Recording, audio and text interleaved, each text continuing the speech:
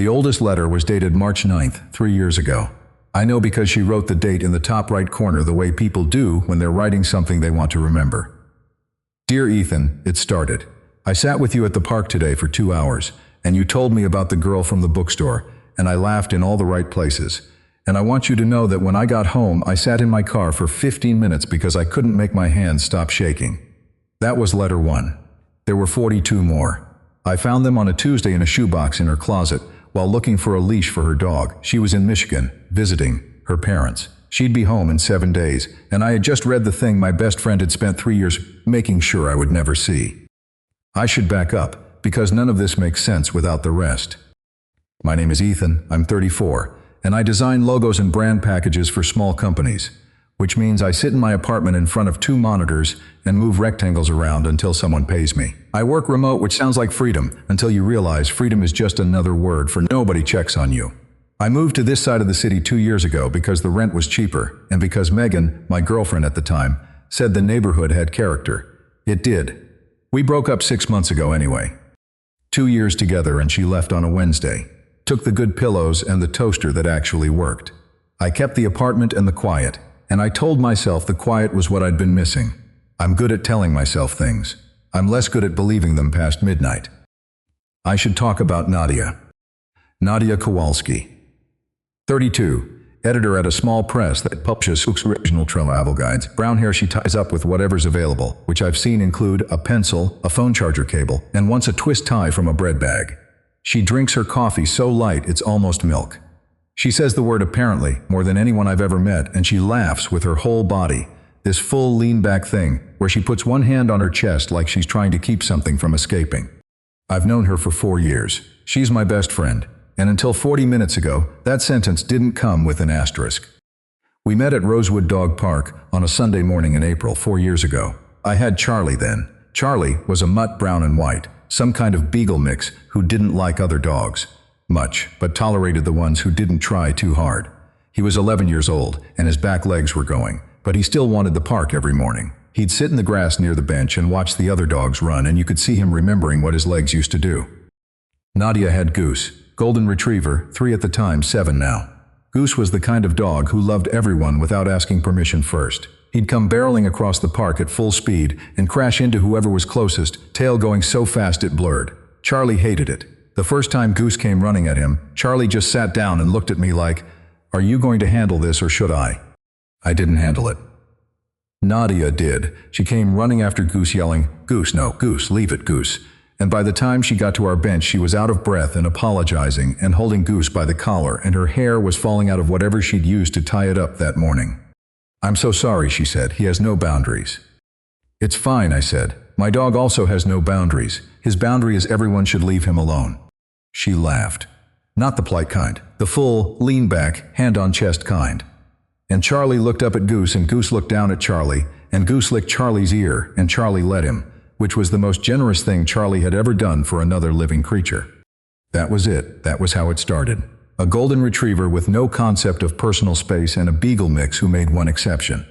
We started sitting on the same bench every morning. It wasn't planned. It just happened the way good things do, without anyone deciding. She'd bring 2 coffees from the shop on Elm, one almost white for her and one black for me, and she figured out my order after asking once. I noticed that. I noticed and didn't think about what noticing meant. We talked about nothing important. Her job, my clients, the man who walked 4 Pomeranians at once and always looked like he was losing a war, the weather and her parents in Michigan, and my brother Marcus and his divorce. The shows we were watching, the food we were cooking. We talked about relationships, hers and mine, the way friends do. Honestly, without stakes. She told me about the guy she dated who pronounced quinoa as quinoa on a first date, and I told her about Megan's habit of rearranging my desk when I wasn't home. And we'd sit there on the bench watching Goose and Charlie, and the conversation would just run out naturally, the way a river gets shallow, and the silence that followed never felt wrong. It felt like the rest of the sentence. Charlie died 14 months ago. In his sleep, in his bed on Thursday morning, I called Nadia before I called my brother. She came over with Goose and sat on the floor next to me and didn't say it'll be okay, or he's in a better place, or any of the things people say when they don't know what else to say. She just sat there. Goose put his head on Charlie's bed and whimpered once, and Nadia put her hand on my shoulder, and we stayed like that for a long time. Nadia said I should. She said it gently. The way she says things she's thought about but doesn't want to push. I said I'd think about it. I didn't think about it. Some spaces, when they empty out, you don't fill them. You just learn to walk around the shape of what used to be there. But I kept going to the park. Nadia asked if I wanted to walk Goose with her. I said yes, so we kept our bench and our coffees and our mornings. I just didn't have a dog anymore. That was the friendship. 4 years of bench time and bad coffee, and borrowed dog walks and phone calls, where neither of us wanted to hang up first, but neither of us said so. It was the easiest relationship in my life, which should have told me something. Now, the shoebox. Nadia's apartment is 12 minutes from mine. She asked me to dog-sit Goose while she visited her parents in Grand Rapids, 7 days. She gave me a key and a list of Goose's routines written on the back of a publisher's rejection letter, which I thought was funny. She said he needs his walk by 7, or he gets passive-aggressive, and I should know that passive-aggressive for Goose means standing in the kitchen staring at you without blinking. You'll be fine, she said. He loves you. He loves everyone. Not like he loves you, he's different with you. She said it fast, like she was already thinking about the next thing. Then she was gone. It was a Tuesday afternoon, day 3 of dog sitting, and Goose and I had settled into a rhythm. Walk, breakfast, he sleeps on the couch while I work at her kitchen table. Lunch, another walk, he puts his chin on my foot while I pretend to read. I was looking for his spare leash because the main one had a clip that was starting to stick. Nadia had said it was in her bedroom closet, top shelf in a bag. I opened the closet. The bag was there, so was a shoebox behind it. Plain white, no markings. I moved it to reach the bag, and the lid came off, and 43 letters spilled across the floor. They were handwritten, all of them, on different paper, different pens, some on notebook pages with the fringe still on the edge, some on good stationery, one on the back of a grocery list, all folded, all starting the same way.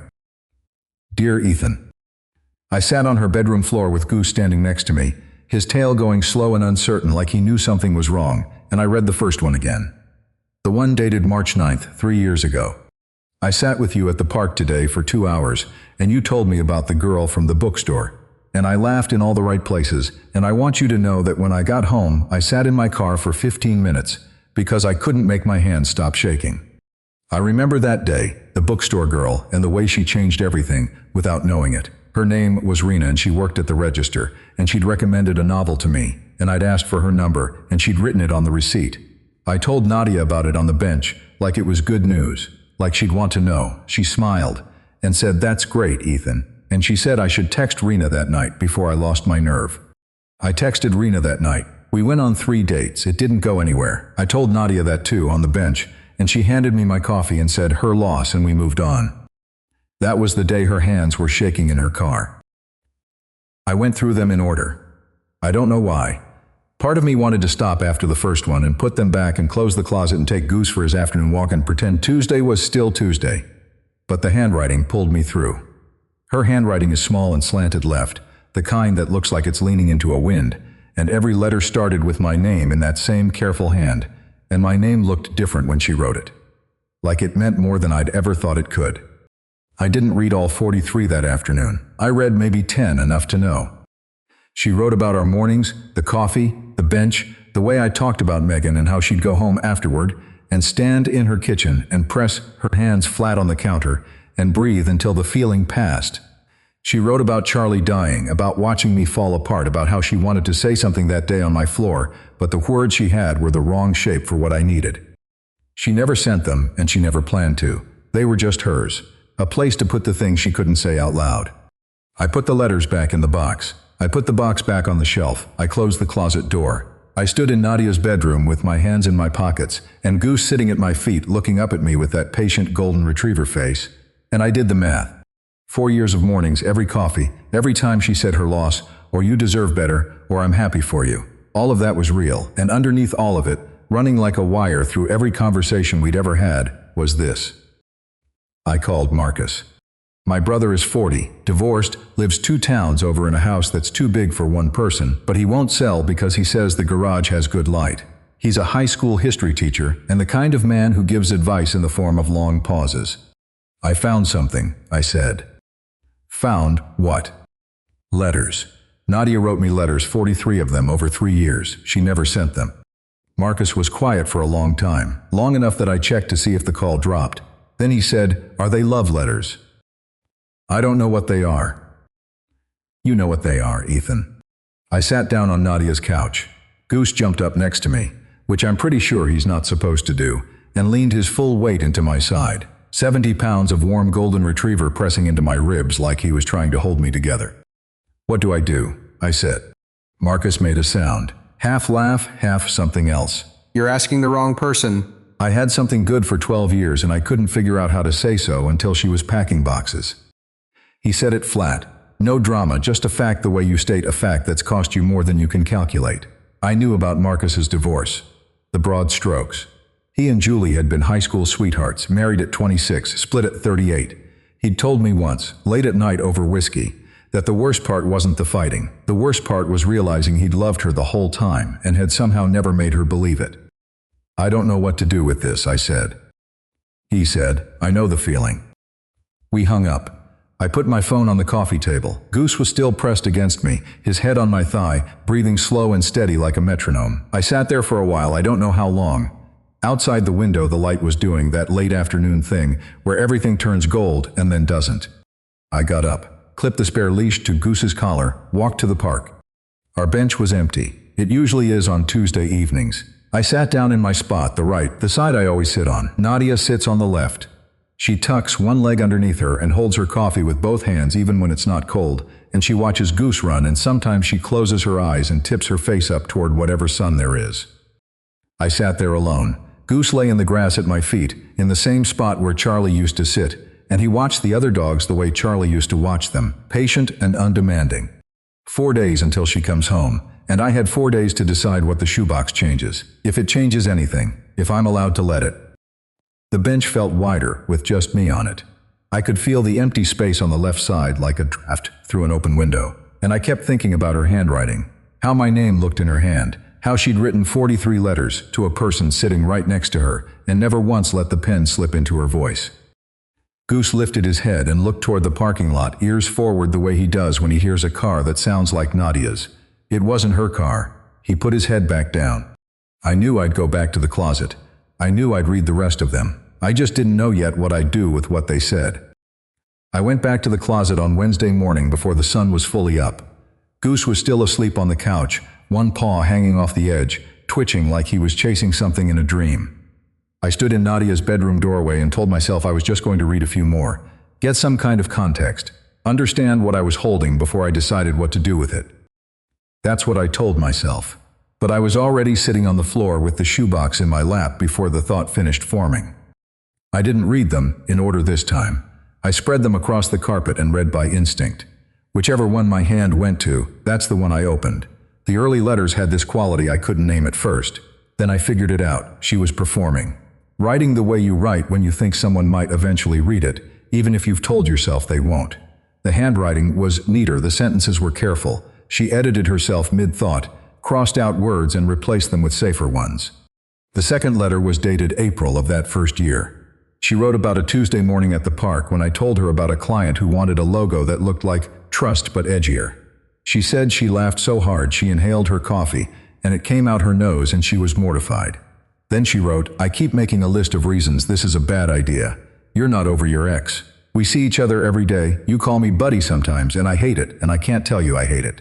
But the list keeps getting shorter and the reasons keep getting weaker, and I think eventually I'm just going to be left standing there, with nothing between me and the truth." I put that one down and picked up one from the middle of the stack. The middle letters were different. The handwriting was looser. More pressure on the pen, deeper grooves in the paper. The performances had stopped. She wasn't writing for anyone anymore, not even a hypothetical future reader. She was just writing because the feeling needed somewhere to go. There was one from November, over a year in. She wrote about the night I called her at midnight, drunk at a bar downtown because a work dinner had turned into something else and Megan wasn't picking up her phone. Nadia came and got me. She drove my car because I couldn't, and she took me back to her apartment because mine was farther, and I was talking too much to be left alone. I slept on her couch. Goose slept on the floor next to me. She put a glass of water and 2 aspirin on the coffee table, and I woke up the next morning with a blanket I didn't remember pulling over myself. I remembered all of that. I remembered thinking what a good friend she was, what an easy, uncomplicated, good friend. Her letter about that night said, "You fell asleep mid-sentence." Something about how the bartender's tie reminded you of a flag. You were talking nonsense and I was sitting on the arm of the couch watching you, and I thought this is what it would be like. Coming home to you. Hearing your voice wind down at the end of the day. I pulled the blanket up to your chin and Goose put his head on your chest, and I stood in my kitchen for 10 minutes drinking water. I didn't need, because I couldn't go to bed with you 20 feet away and not next to me. I closed that letter and pressed my palms flat against the carpet and breathed the way you breathe when the ground shifts and you need to feel something solid. The angry letters came next in the timeline. I found 3 of them from the summer 2 years in. When Megan and I were at our worst, and I was calling Nadia almost every day to talk about it, one of them started, "You called me today to ask if Megan was being unreasonable or if you were. And I sat on my kitchen floor and told you what you wanted to hear because that's what I do. I'm the friend, I'm the bench. I'm the person you call when you need someone to say it's going to be okay. And I say it every time, and I mean it every time. And every time I hang up, I feel like I'm handing you back to someone who doesn't know what she has." She didn't sign that one, just stopped writing. Another one from the same period 3 days later, short. Just a few lines. "I'm tired of being good at this. I'm tired of being the person who loves you just right, close enough that you come back, far enough that you never look. I don't want to be your best friend anymore." That sentence was crossed out so hard the pen tore through the paper. Below the tear she'd written, "I don't mean that. I'll always want to be whatever you let me be. I just wish you'd let me be more." I sat with that one for a long time. Goose came into the bedroom round. Then, his nails clicking on the hardwood. He stood next to me and put his nose against the letter, in my hand sniffing it the way dogs do when they can tell something important is happening, but can't figure out what. I scratched behind his ears. He leaned into my hand. I wondered how many times he'd watched her sit in this same spot, writing these same letters, feeling this same thing. Dogs know. They don't understand the specifics, but they know. I put the letters back and got up and took Goose for his morning walk. The park was quiet. Wednesday mornings are slower because the families with kids don't come until the weekend. It was mostly the regulars, Frank with his terrier. The woman whose name I never learned who walks 2 gray dogs that look identical. Frank saw me and waved. "Where's Nadia?" "Michigan, visiting her parents." "You two are joined at the hip," he said. He said it the way people say things they think are obvious, like stating the weather. "She'll be back soon?" "Few more days." "Good, tell her we miss her. Benny misses Goose." Benny was the terrier. Benny did not appear to miss Goose. Benny was eating grass. I sat on the bench, my side, the right side. I looked at the left side and tried to count how many mornings we'd sat there. 4 years, 5 or 6 mornings a week, over 1,000. More than 1,000 mornings, and I'd never once thought about why she always had my coffee ready before I asked. Never thought about why she remembered every detail of every relationship I complained about, every client who frustrated me, every offhand thing I said about a book or a movie or a song. I thought it was because she was a good listener. She was a good listener, but good listening has a reason, and the reason was in a shoebox in her closet, and I'd been sitting next to it for 4 years. The bench felt different now. Everything did. The whole park looked like evidence. I went back to her apartment, made coffee, sat at her kitchen table and opened my laptop and tried to work. I had a logo due Friday for a craft brewery in Portland, and I stared at the screen for 40 minutes and moved nothing. Because I kept noticing things. The photo on her fridge. I'd seen it 100 times and never really looked. It was from a summer barbecue at Marcus's place 2 years ago. Nadia and I standing next to the grill. She was laughing, full lean back, hand on her cheek. I was holding a spatula and looking at her like she was the funniest person alive, which she probably was. She'd kept that photo, magnet and everything, centered on the fridge, not tucked in a corner. I stood in front of it with my coffee and noticed that my mug wasn't mine. It was a blue ceramic mug with a chip on the handle that I'd been drinking from every morning at her apartment this week. I opened her cabinet. There were 6 mugs. The blue one was separate from the others, on its own shelf, pushed to the front, like it was waiting. She had a mug set aside for me. She'd probably put it there years ago. I'd been drinking from it for 3 days and hadn't noticed. I noticed now. Her laptop was on the kitchen counter, plugged in, and when I moved my own laptop to make room, I bumped the trackpad and her screen lit up. I wasn't snooping. I want to be clear about that. I wasn't going through her things. But the screen was right there, and the first thing I saw was a Spotify playlist called Park Days. 47 songs. I recognized the artist from her car. The songs she'd play on the drive from the coffee shop to the park, early mornings, windows down when the weather was warm. She'd made a playlist for our mornings. named it and saved it and listened to it and never mentioned it. I closed the laptop screen and sat down and put my face in my hands, and Goose put his chin on my foot under the table. I think that's when the wonder turned into something heavier. Not guilt, not exactly. Something closer to vertigo, like standing at the edge of something tall and looking down and realizing the ground is much further away than you thought. She had built a whole quiet architecture around me. The mug, the photo, the playlist, the letters. A second version of our friendship that ran parallel to the one I knew, and hers was deeper and lonelier and more honest. Marcus came by Thursday evening. I hadn't asked him to come. He just showed up, which is his way. He brought a six-pack and stood in Nadia's doorway looking around like he was seeing the apartment for the first time. "So this is where you've been hiding." "I'm dog-sitting." "You're spiraling. You sound like you did when Megan left, except worse because this time you're not sure if you should be upset or happy." He sat on the couch. Goose immediately climbed on him. Marcus let it happen, which is how I know he's a good person, because 70 pounds of golden retriever in your lap is a commitment. I told him about the letters. Not all of them, but the ones that stuck. The one about her hand shaking, the one about the blanket, the angry one where the pen went through the paper. Marcus listened the way Marcus listened, still and quiet, eyes on his beer, turning it over in his head. "You know what killed my marriage," he said after a while. "You've told me." "No, I've told you the version. The version is that we grew apart. The version is that two people who got married too young realized they wanted different things." He took a drink.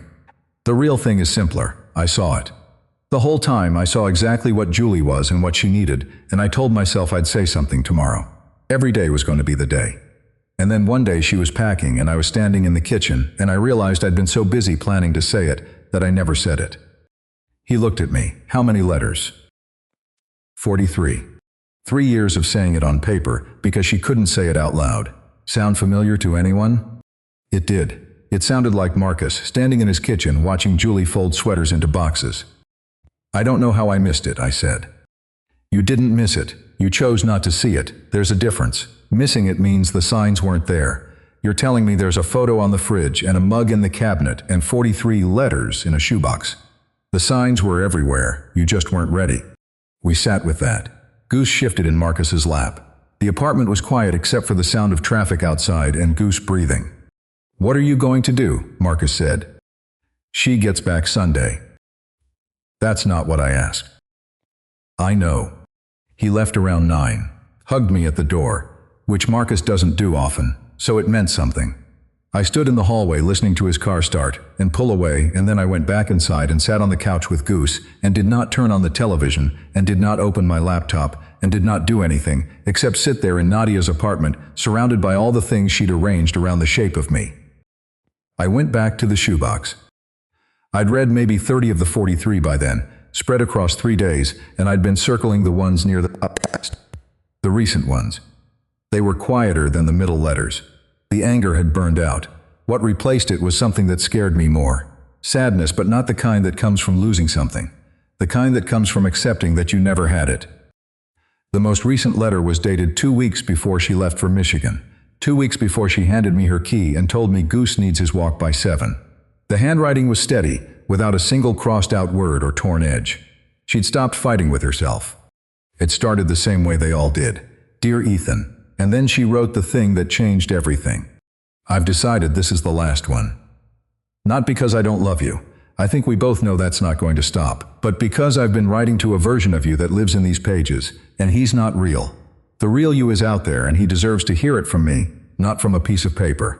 I'm going to tell you when I get back from Michigan. I don't know how. I don't know what words. But I'm going to sit on our bench, and I'm going to say the thing I've spent 3 years writing around. Whatever happens after that is whatever happens. I'm tired of letters. I want the actual sentence, the real one, said out loud to your face." I put the letter down. Goose was asleep in the doorway, his legs stretched out behind him. Outside it was dark. Thursday night, and she'd be home in 3 days, and when she walked through that door she was planning to tell me what 43 letters had been trying to say. And I realized the vertigo I'd been feeling all week wasn't about the letters. It wasn't about what she felt. It was about what I was going to feel when she said it out loud, standing in front of me, with no paper between us. Because letters you can put back in a box. Letters you can close a lid on. But words, spoken words, the kind she was planning to say on our bench with Goose at our feet, those don't go back. Once she says it, I have to answer. And answering means knowing what I feel, and knowing means I can't stand in the safe middle anymore. Can't stay in the place where she's my best friend, and that sentence doesn't need an asterisk. 3 days. She was coming home in 3 days, carrying the one sentence I wasn't sure I was ready to hear. Except I couldn't stop doing the math. Day 5, Friday morning. I woke up on Nadia's couch with Goose, lying across my legs like a 70-pound heating blanket, and the first thing I thought wasn't coffee or work or the brewery logo I still hadn't finished. The first thing I thought was the bookstore, Rena, 3 years ago. I'd told Nadia about Rena, the way you tell your best friend about a girl. I was excited and dumb about it, going on about how she'd written her number on the receipt and how her handwriting was small and neat, and I thought that meant something. Nadia smiled and said I should text her that night. Nadia went home and sat in her car for 15 minutes because her hands wouldn't stop shaking. I lay on the couch staring at the ceiling and started going through every single one. Not the letters this time, but the memories. All 4 years of them, one after another, like flipping through a deck of cards and realizing every card had the same face on it. The weekend I broke up with Megan. Nadia came over with soup she'd made from scratch and a movie she said she'd been meaning to watch. She sat on the far end of the couch and kept her distance, and I thought she was just being respectful, giving me space. Now I looked at that night and saw a woman sitting 6 feet from the person she loved, measuring every inch, making sure she wasn't too close, making sure I couldn't feel what she was holding. The time she helped me move. We painted my living room until 3 in the morning. She had a streak of gray paint across her cheek, and she was sitting on the floor laughing because I'd painted one wall a slightly different shade and didn't notice until we finished. I remember looking at her and thinking I am so lucky to have a friend like this. That was the word I used, friend. Like I was filing her in the right cabinet and closing the drawer. Every birthday she remembered, not just the date but the thing I mentioned once in passing months before. A first edition of a book I'd said I liked at a bookstore we passed during a walk. She tracked it down, wrapped it in brown paper, didn't make a big deal out of it, handed it to me on the bench like it was nothing, and I said, Nadia, this is too much. And she said, it's just a book, Ethan. And I didn't hear what she was really saying, that it was never about the book. The night she drove me home from the bar, I was drunk and rambling, and she drove my car because I couldn't. She took me to her apartment because it was closer.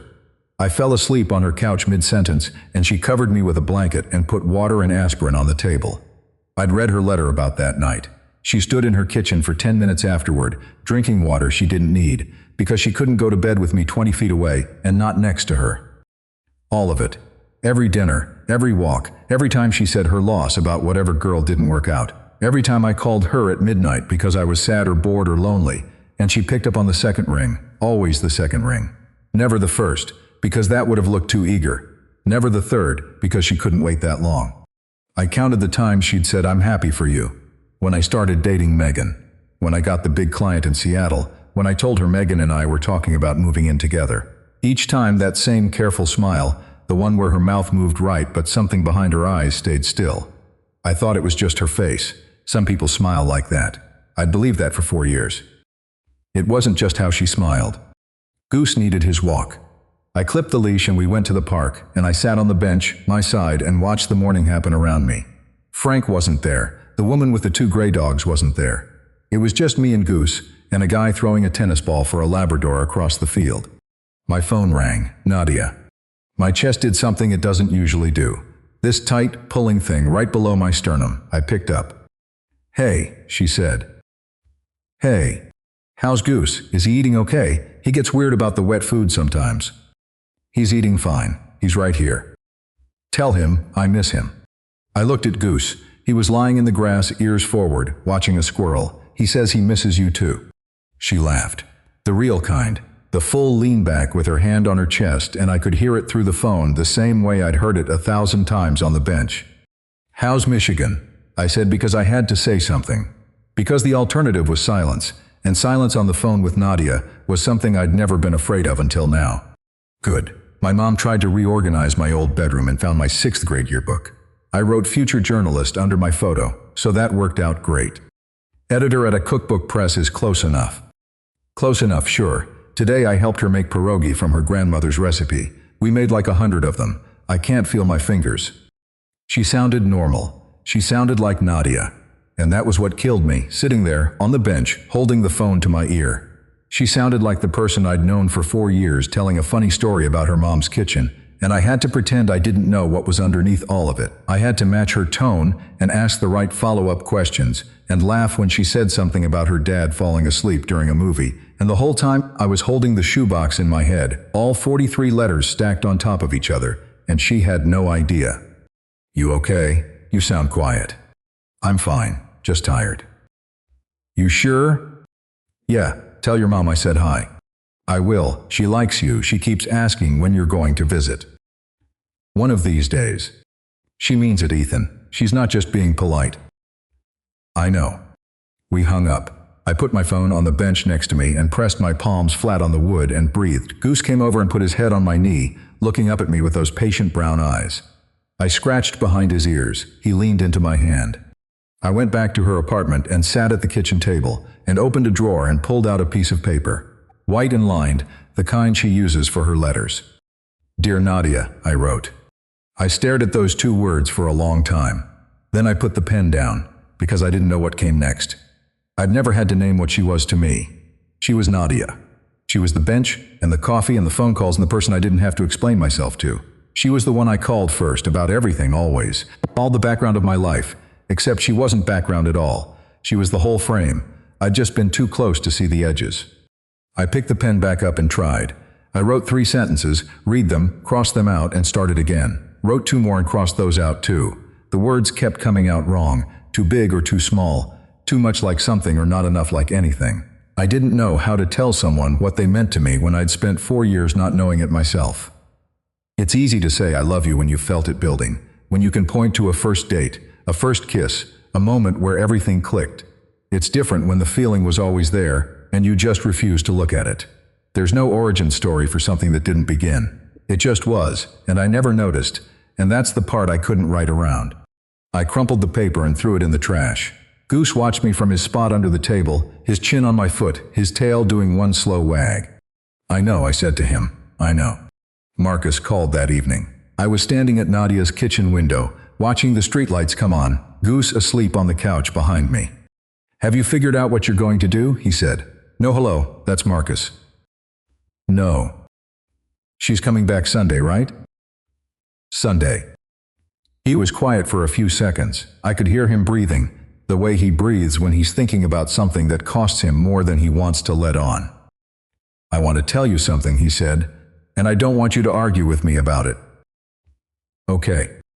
I knew about Julie for 2 years. Not guessed, but knew with certainty. I knew exactly how I felt, and I knew exactly what I should say, and I told myself I had time. Every morning I woke up next to her and I thought, today's the day. And then I'd make coffee and she'd go to work, and the day would pass and I'd tell myself tomorrow. And then one day she was packing boxes and I was standing in our kitchen, and the knowing was the thing I hated most. Not the divorce or the empty house. The knowing. Because I had the words the whole time, I just never said them. I didn't say anything. I couldn't, because I could hear it in his voice, the way it dropped at the end, this weight he'd been carrying for 2 years that never got lighter. "You're doing the same thing," he said. "You've got this window, and it's open right now, and you can either walk through it or stand there watching it close. It's not the same." "It's exactly the same. You know how you feel. You just don't want to be the one who says it first." I don't even know what I'd say. "Ethan." His voice got quiet, and I don't mean soft. Quiet is different, and the difference matters. You don't need the perfect words, you just need to say them while you still can. We sat on the phone for a while after that, not talking, the kind of silence Marcus and I have done since we were kids, the comfortable kind, except this one had an edge to it. Finally he said, "Call me Sunday after," and hung up. I put my shoes on and clipped Goose's leash and took him outside, not to the park this time, a different route. Down the block past the houses I didn't know, and through the neighborhood where the streetlights are farther apart and the sidewalks get quieter. If you've ever loved a person and been willing to say it, you already know the difference between those two things. You can carry the feeling for years without it being heavy. Love is easy to hold. It's warm and it sits in the center of your chest, and you can live with it indefinitely, this comfortable shape that doesn't ask anything of you. Saying it is different. Saying it means you've taken the thing out of your chest and put it in your hands and held it out in front of you where someone else can see it, where someone can touch it or drop it. You can love someone in perfect safety for your whole life. You can never get hurt. All it costs you is the truth. Goose walked ahead of me, sniffing mailboxes, tail steady. The night was warm for late spring. I could hear crickets somewhere beyond the houses, and a car passed us slowly, its headlights sliding across the trees. I thought about Nadia's letters, the angry ones from the middle, the one where the pen tore through the paper. She'd written, "I'm tired of being good at this. Tired of being the person who loves you just right, close enough that you come back, far enough that you never look." She'd been carrying the saying for 3 years. 3 years of holding it out in her hands on paper, where I couldn't see it. And I'd been holding mine too. I just hadn't written any letters. I hadn't even admitted there was something to hold. If you're the kind of person who stays up too late listening to stories like this, you should probably subscribe. Just saying. My phone buzzed at 9:14 that night. I was back at Nadia's apartment, sitting at her kitchen table, staring at the second blank piece of paper I'd pulled from the drawer. A text from Nadia. "Hey, change of plans. My mom's neighbor had a plumbing emergency and she wants to deal with it herself, so she's kicking me out a day early. My flight lands tomorrow evening around 7. Is that okay? Can you stay with Goose until then? Tomorrow evening instead of Sunday. 1 day less than I thought I had." I typed back that of course I could stay, no rush. 3 dots appeared on my screen, then disappeared, then appeared again. "Thanks, E, you're the best. See you tomorrow." I put my phone down on the table next to the blank piece of paper. Goose was lying at my feet, his body warm against my ankles. The apartment was quiet. Her apartment, her couch, her photo on the fridge, her mug in the cabinet, her playlist on the laptop. All the architecture she'd built around me, and tomorrow she'd be standing inside it, and she was going to say the sentence, and I was going to have to answer. I picked up the pen, put it down, and picked it up again. Goose shifted at my feet. Outside, a car horn somewhere down the block. Then nothing but the hum of her refrigerator and the sound of my own breathing. I sat at Nadia's kitchen table with a blank piece of paper and a pen I couldn't make myself use, and I thought about Marcus standing in his kitchen watching Julie pack boxes. I thought about knowing and not saying, about the window and how long it stays open, about the difference between holding something safe in your chest and holding it out where it can break. Tomorrow evening, 22 hours, give or take. I smoothed the paper flat with both hands. Goose put his chin on my foot, and I wrote 2 words at the top of the page. Dear Nadia. Dear Nadia. I stared at those 2 words the same way I'd stared at them an hour ago, except now they looked different. Less like a greeting, and more like a door I was standing in front of with my hand on the knob. I didn't write a love letter. I want to be clear about that. I didn't write the kind of thing you see in movies. The 3-page outpouring where the guy suddenly finds exactly the right words at exactly the right moment, and the music swells and everything lands perfectly. That's not how it works. At least, not for me. Not at 2 in the morning at someone else's kitchen table with a duck's sleep on my feet and a pen that was almost out of ink. What I wrote was short, maybe half a page. I told her I found the shoebox. I told her I read the letters, not all of them at first, but eventually all of them. I told her I was sorry for reading something that wasn't meant for me, and then I crossed that out because it was meant for me. Every word of it. She wrote my name 43 times at the top of 43 pages, and that's about as meant for me as something can get. I told her about the mug. The blue one with the chip on the handle, how I'd been drinking from it for a week and didn't notice it was separate from the others until I noticed everything. I told her about the photo on the fridge, how I finally looked at the way I was looking at her in it. I told her about the playlist Park Days, 47 songs I recognized from her car with the windows down on warm mornings. Then I got to the part that mattered. I wrote, I don't know when it started. I think that's what scares me. With other people there was always a beginning, a first date, a moment you could point to. With you it's like asking when I started breathing. I don't remember deciding to. I just looked down one day and realized I'd been doing it the whole time. That's not poetry. It's barely a complete thought. But it was the truest thing I'd put on paper in my life, and when I wrote it my hand was shaking, not a lot. Just enough that the letters tilted slightly, leaning left the way hers do. I didn't sign it Love. I signed it just Ethan. Because love would have been too neat, too much like an ending when what I wanted was a beginning. I folded the letter once, then twice. I went to the bedroom closet and took the shoebox down from the shelf and placed my letter on top of the stack, face up, so it would be the first thing she'd see when she opened the lid. Then I put the lid back on and put the box back on the shelf and closed the closet door and stood there in the dark of her bedroom and breathed. Goose was watching me from the doorway, his head tilted the way Goldens do when they're trying to figure out why you're standing in the dark doing nothing. I knelt down, and he came to me, pressing his head into my chest, and I held him for a minute. His fur smelled like the park, like grass, and that particular warm dog smell that isn't quite clean but isn't wrong either. Nadia's whole life smelled like Goose, her couch, her car, her coat. I'd never thought about how much I liked that smell until right then. "She's coming home," I told him. He wagged once, slow and heavy, he knew. I didn't sleep much. Maybe 2 hours. I lay on her couch with my feet hanging off the end because I'm too tall for it, and stared at the ceiling and listened to Goose breathe, and thought about what I hadn't said in the letter. The things that were too big, or too close, or too recent to name. Like the fact that I'd called her first after Charlie died. Like the fact that Megan once said, "You talk about Nadia more than you talk about us," and I told her she was being jealous and I believed it. Like the fact that when I imagine my life 5 years from now, Nadia's in every version, sitting on the left side of the bench with her coffee held in both hands, even when it's warm, and I never questioned why that image was the one that felt like home. I got up at 6, fed Goose, made coffee in her kitchen, in the blue mug with the chip on the handle, and drank it standing at the window. The morning was gray, soft light, the kind that makes everything look like a photograph someone forgot to develop. I cleaned her apartment. Not because it was dirty, but because I needed my hands to do something. I washed the dishes, wiped the counters, swept the floor under the kitchen table where Goose drops crumbs from his food bowl. I straightened the couch cushions.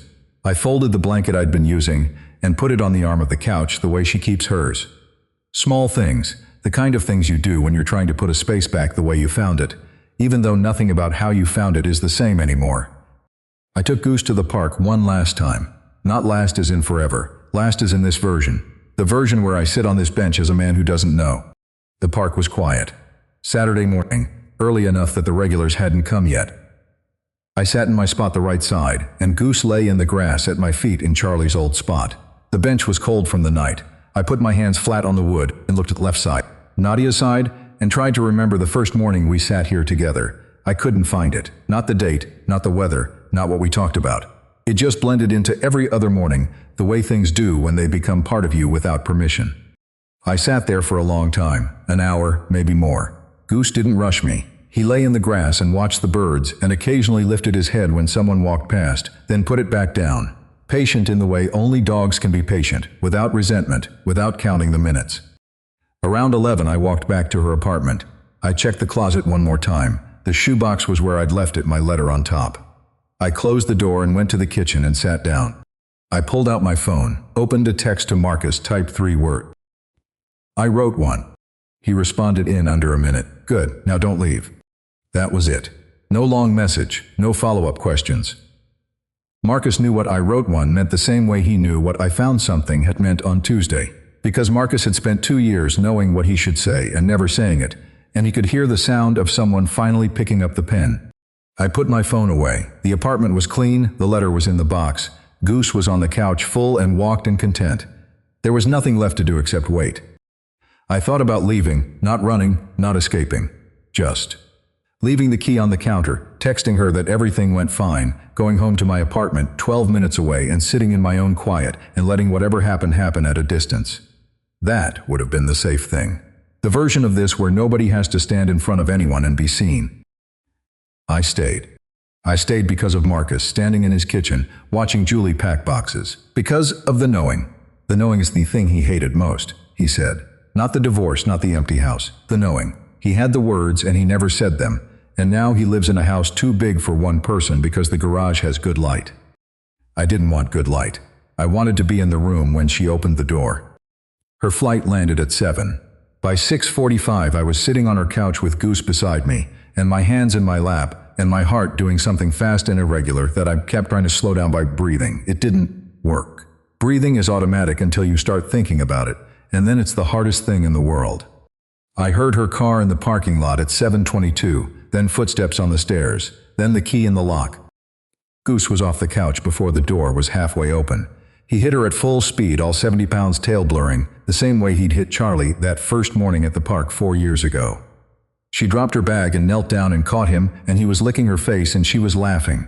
The real kind, the full, lean-back kind, except she was on her knees, so it was more of a full lean-back on her heels kind, and her hand was on his neck, and her face was in his fur, and she said, "I missed you, I missed you, I missed you," like it was one word.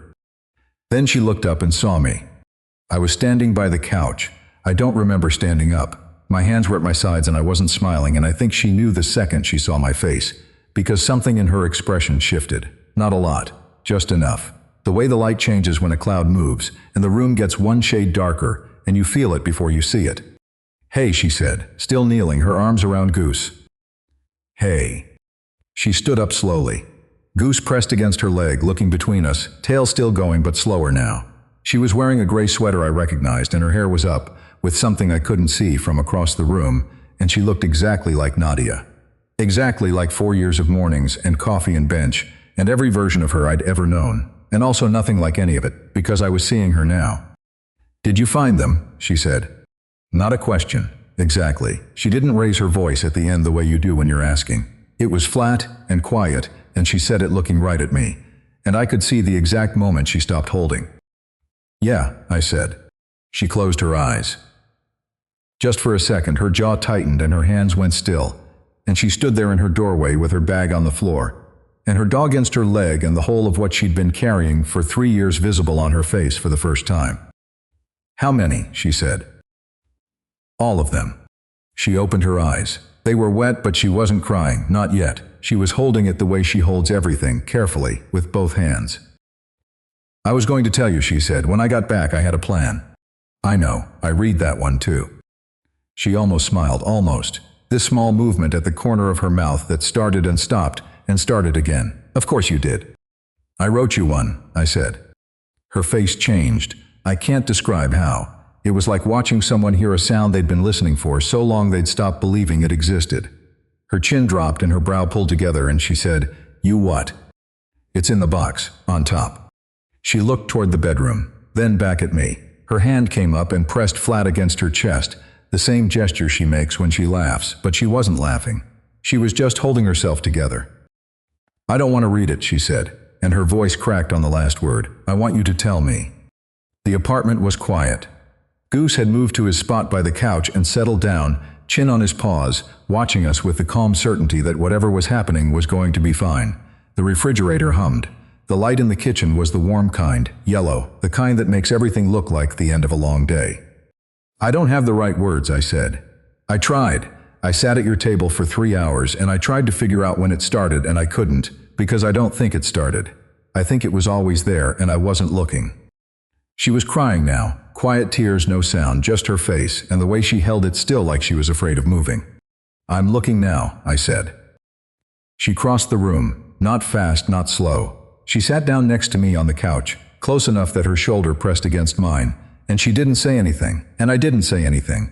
And Goose sighed the way dogs sigh when the people they love are finally in the same room and he can stop keeping watch. We sat there for a long time, her shoulder against mine, the apartment settling around us the way it always had, except now I could feel it, all of it. The mug, the photo, the playlist, the letters, the bench. The 4 years of mornings and phone calls and coffee orders, remembered after being told once. The whole quiet architecture she'd built, and me finally inside it with my eyes open. She put her hand on the couch cushion between us, palm up, not reaching, just open. I put my hand in hers. Her fingers closed around mine and she exhaled. This long, slow breath that sounded like she'd been holding it for 3 years. And maybe she had. Maybe she'd been holding it since March 9th, since the bookstore girl, since the day her hands shook in her car. "I'm scared," she said. "Me too. I don't know how to do this." "I don't either." And that was enough. Not a kiss, not a declaration, not a grand resolution where everything clicks and the future becomes clear. Just two people sitting on a couch with a dog at their feet. Holding hands, being honest for the first time. Not pretending. That was the whole thing. Not pretending. I texted Marcus later, after Nadia had gone to shower and Goose had relocated to his bed, and the apartment had settled into a new kind of quiet. Not empty quiet, the kind I'd gotten used to in my own apartment since Megan. This was the other kind. Full quiet. "She's home," I typed. I stayed. 3 dots. "Then I know you did." He didn't need to say more. I could hear everything else in those 4 words. The things he wished he'd done differently, and the part of him that was glad I didn't have to wish the same. Seeing something that was always there doesn't change you. Not really. Admitting you see it does. It's admitting you see it. You can look at a thing for years, let your eyes pass over it every morning, and as long as you never name it, it stays safe and shapeless. You can keep it in the background where it doesn't ask anything of you. But the moment you say it out loud, it becomes real, and real things take up space. Real things ask you to make room, to change the arrangement of your life and let something in that you can't control. Courage is supposed to be the big stuff. Jumping from a building, running toward a fire, taking the risk everyone else is afraid of. Maybe sometimes it is, but sitting on a couch in a clean apartment in a warm kitchen with the person who's been right next to you for 4 years, the person who wrote your name 43 times and never said it aloud, and saying, "I'm looking now," saying, "I see you," saying, "I don't know how to do this, but I want to." That's the version of courage nobody warns you about. The quiet kind, the kind that doesn't come with music or a montage, the kind that just sits there, holding your hand, waiting for you to stop pretending. Nadia came back from the shower in an old t-shirt and sat down next to me and tucked one leg underneath her the way she does on the bench. And Goose lifted his head and looked at us and put it back down. Neither of us said anything for a while. We didn't need to. We'd been sitting in silence together for 4 years. We were good at it. The only difference was that this time, neither of us was pretending it was enough. If this story stayed with you, there are more like it on the channel.